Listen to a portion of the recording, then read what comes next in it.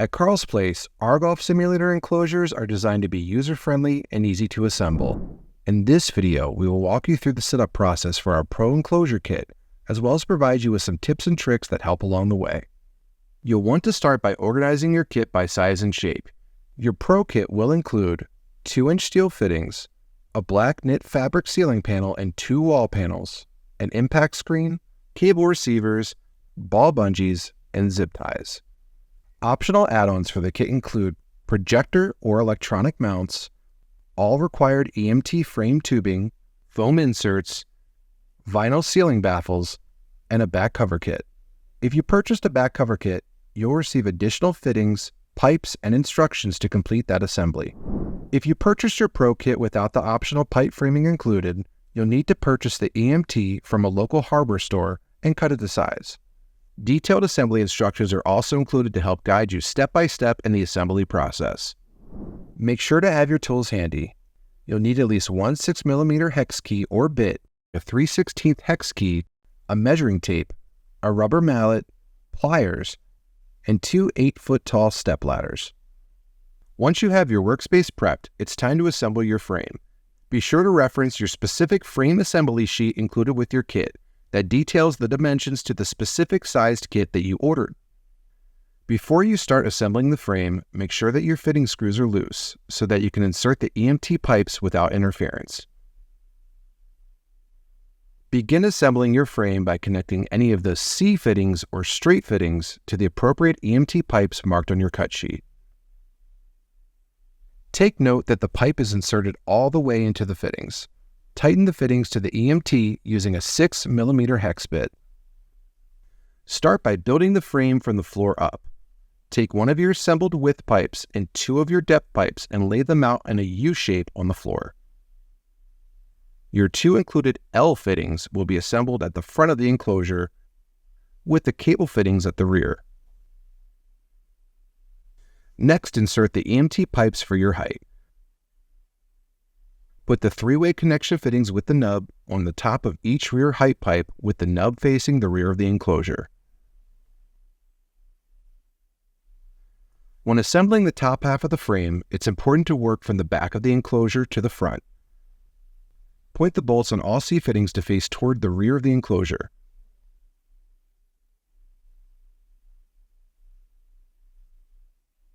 Double check that all fitting screws are tightened down, and complete the frame assembly by measuring the frame to make sure that all dimensions match the dimensions specified in your diagram. The next step is to attach your ceiling panel.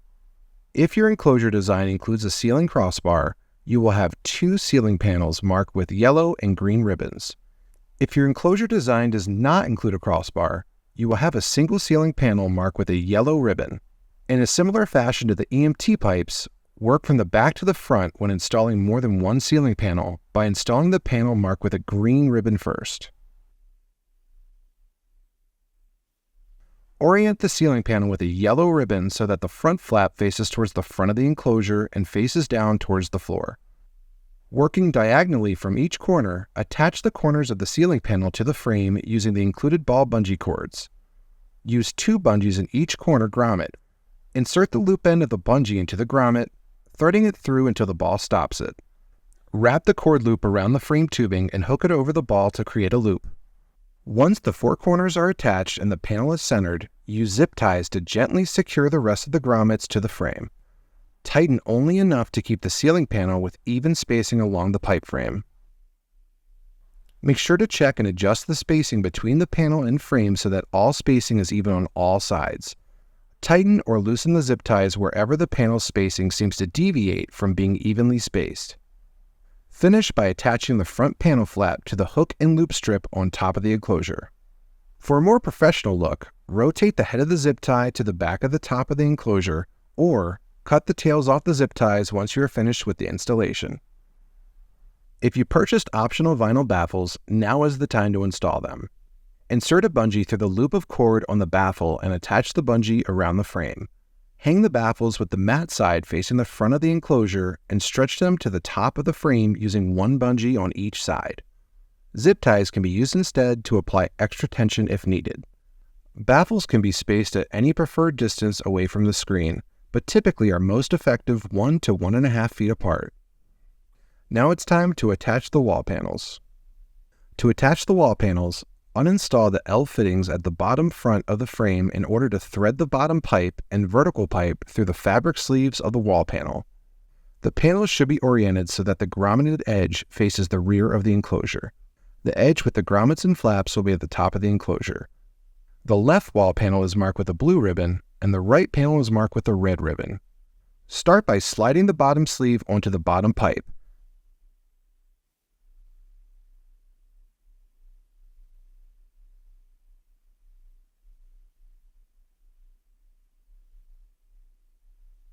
Then, slide the front sleeved edge of the wall panel upward onto the front vertical pipe. When sliding on the sleeved edges, check for burrs. Be careful not to rip the material on any sharp ends of the pipes. Once the panel sleeve is over both the bottom and front pipes, reinstall the L fitting and attach the hook and loop that wraps around it.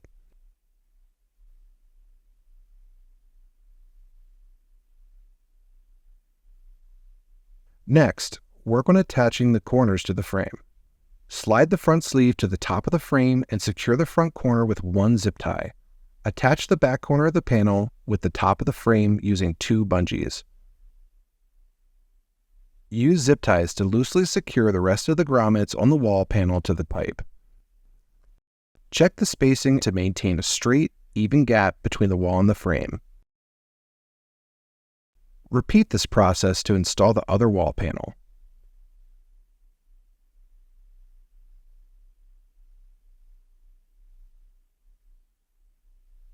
Next, attach the wall panel flaps. It's important to attach the flaps in this order. First, use the flaps attached to the upper inside of the wall panel to stretch and attach to the ceiling using the hook and loop fasteners, creating a 45-degree angle with the frame. Second, stretch and smooth down the corner flaps around the front corner of the frame. Finish by continuing to attach this flap to the top of the ceiling panel. Double-check the fit of the flaps and make any adjustments needed to smoothen out the material. Now it's time to attach your impact screen to the frame. Be careful unfolding your screen to keep it from touching the floor or becoming dirty. The front of the screen should be oriented with the Carl's Place logo at the top left of the enclosure. Attach each top corner of the screen to the enclosure frame. Use 2 zip ties in each top corner, one connecting in each direction. Continue by loosely hanging zip ties across the top of the screen. Now it's time to attach the bottom of the screen using the cable. On one of the rear corner fittings, locate the small hole at the base of the fitting. Take a cable receiver and slide a spring onto it. Next, thread the receiver onto the cable with at least 4 turns of the cable receiver. Use pliers to hold the cable and prevent it from spinning. Repeat on the other side. Alternate tightening each end of the cable. Use a 3/16 hex key to tighten the receiver. Tighten until the springs compress and the receivers stick out 7/8 of an inch. Revisit the top zip ties to get the screen hanging correctly. Starting at the corners, tighten each zip tie just until the bottom of the screen is level with the floor and not pulling up in any areas. Add zip ties to the remaining grommets, tightening only enough to maintain an even gap between the screen and the pipe. Zip ties should not stretch the screen.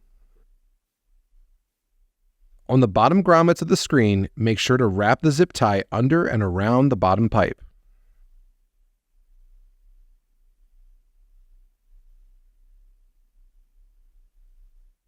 Recheck the tension on the screen, confirming that the bottom edge of the screen makes contact with the floor and that the zip ties aren't causing any pulling or stretching of the screen. As the screen relaxes with use, you may need to fine-tune the zip ties to keep the screen barely touching the floor. Once the screen is hanging correctly, you can cut the zip tie tails for a cleaner look. If you did not purchase the optional foam inserts, continue the screen installation by attaching the screen flaps to the enclosure walls and ceiling with the hook and loop strips. If you purchase the optional foam inserts, you'll install those now. The longest 80-inch foam pieces will be installed at each bottom corner of the enclosure, with the shorter foam pieces on top reaching the ceiling. Install the foam with the narrow edge against the frame and wrap the flap around the foam to secure it with the hook and loop strips. Make sure to keep the foam from interfering with the hook and loop connection. Use the remaining foam to fill in the top edge of the screen flaps. Review your work and reattach the hook and loop to smooth out any lines as necessary. At this point, you can install any additional add-ons to your existing enclosure setup. Adding turf to a hard floor is a great way to minimize bounce. You could also purchase a Carl's Place hitting mat to add to your enclosure. If the space where you're installing your enclosure has windows or ambient light coming from behind the screen, Carl's Place also offers a back cover kit, which preserves a crisp, bright image. See the install of the back cover here. Your setup is complete, and you could begin using your new Pro Golf Simulator enclosure. We recommend using new golf balls that are free from any scuffs or permanent marker to maximize the life of your screen and to keep it from marking up. We want to see your new golf setup. Go to www.carlavt.com/share with us to send us pics, videos, or reviews of your brag-worthy setup. Thanks for watching this video. If you have any questions or feedback, feel free to shoot us an email, give us a call, or contact us on our website. Be sure to subscribe to our channel for more videos on building, using, and enhancing your own golf simulator enclosure.